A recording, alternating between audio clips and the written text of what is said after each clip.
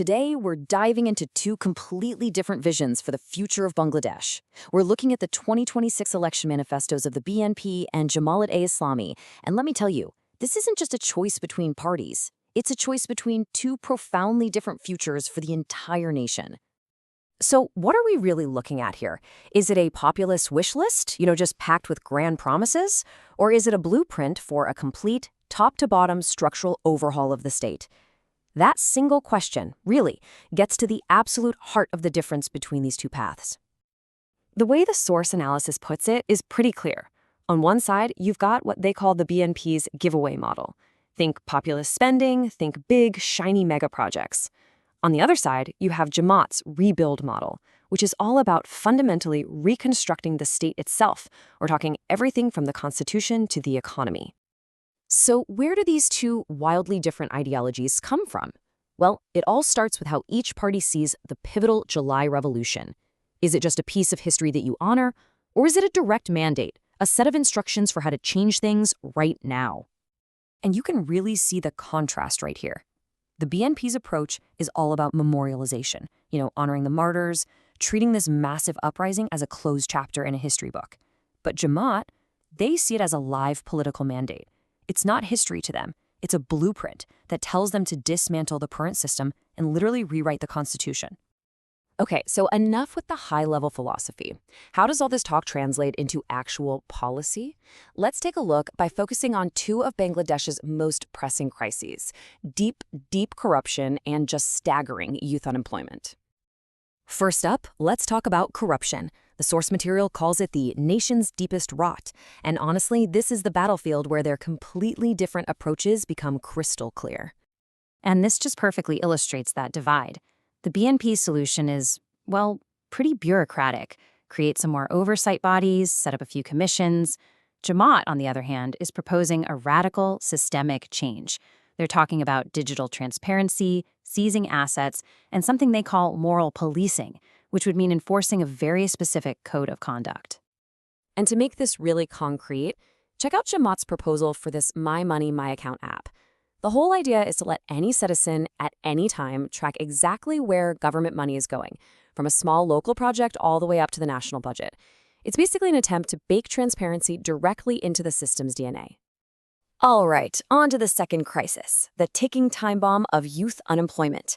We're talking about more than 2 million people hitting the job market every single year. The pressure to find a solution is absolutely immense. And again, their solutions could not be more different. The BNP is offering cash handouts, an unemployment allowance for educated youth, though they haven't said how they'd pay for it. Jamaat's vision is all about regimentation and skills. They're talking compulsory military training for all young people to instill discipline, plus interest-free loans that are tied directly to learning a skill. Okay, so let's zoom out from the specific problems and look at the grand blueprints each party has for Bangladesh's economic future and the very structure of its government. The BNP throws out this huge, headline-grabbing number, a $1 trillion economy by 2034. I mean, it's a vision built on massive growth, all driven by mega projects and attracting foreign investment. But, and this is a really big but that the source points out, here's the paradox. The BNP is promising to spend 10% of the country's GDP on just health and education alone. The problem? The country's total tax revenue right now is less than 10% of GDP. So the numbers just don't seem to add up without some massive borrowing. So here you have the two core economic models, side by side.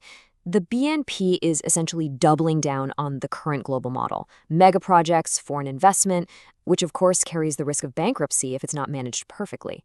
Jamaat wants to flip the whole table and build an interest-free, production-based economy. The risk there? Potential isolation from global financial giants like the IMF and the World Bank. Now, to really understand Jamaat's model, you have to know this one term, Qard-e-Hasana. It's basically a benevolent, interest-free loan. And this isn't some small detail. It's the proposed engine for everything from their youth skill programs to their support for small businesses. And what about the state itself? How would they change the government? The BNP suggests adding a new layer, an upper house in the legislature. Jamaat, though, wants to change the very rules of the game, moving to a proportional representation system. That would totally alter the political landscape by giving smaller parties a much, much bigger voice. All right, so let's bring this all home. Let's pull all these threads together and summarize the two very distinct, very different paths being laid out for Bangladesh's future. This final breakdown from the source really lays it all bare. For the BNP, the number one goal is economic growth. The engine is a high-spending model, and the vision is a liberal, Western-style society. And the biggest risk? National bankruptcy from all those uncosted promises. For Jamaat, the primary goal is state reconstruction based on a moral code, using an interest-free model to create a conservative Islamic welfare state. The biggest risk for them? Major social friction from such radical, sweeping change. And that really leaves us with the ultimate question posed by these two manifestos. Is the right path to continue on the current track, even with the risk of going bankrupt, or is it time for a total structural disruption, even if it means risking profound social friction? That right there is the choice at stake.